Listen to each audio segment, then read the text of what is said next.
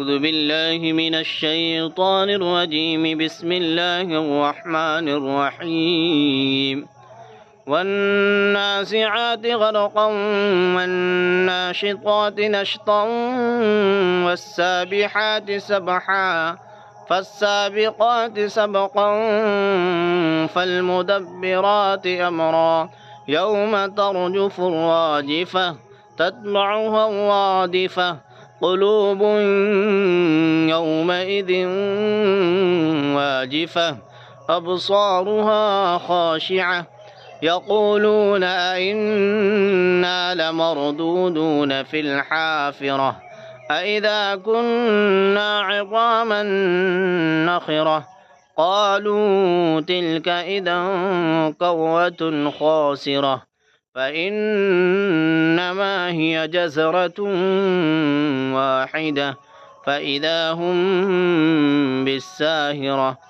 هل أتاك حديث موسى إذ ناداه ربه بالوادي المقدس طوى اذهب إلى فرعون إنه طغى فقل هل لك إلى أن تزكى وأهديك إلى ربك فتخشى فأراه الآية الكبرى فكذب وعصى ثم أدبر يسعى فحشر فنادى فقال أنا ربكم الأعلى فأخذه الله نكال الآخرة والأولى إن في ذلك لعبرة لمن يخشى.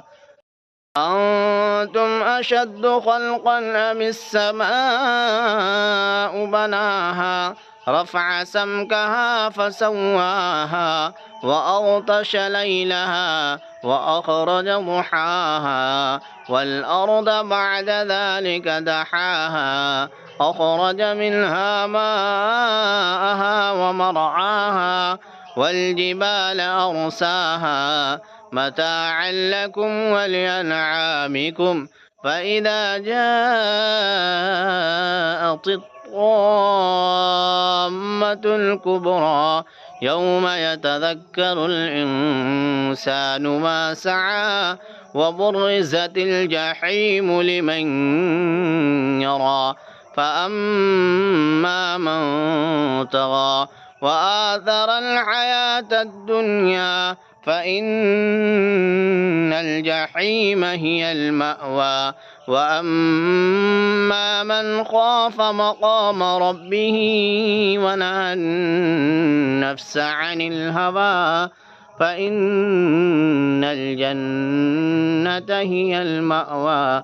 يسألونك عن الساعة أيان مرساها فيما أنت من ذكراها إلى ربك منتهاها إنما أنت منذر من يخشاها كأنهم يوم يرونها لم يلبثوا إلا عشية أو ضحاها. صدق الله العظيم.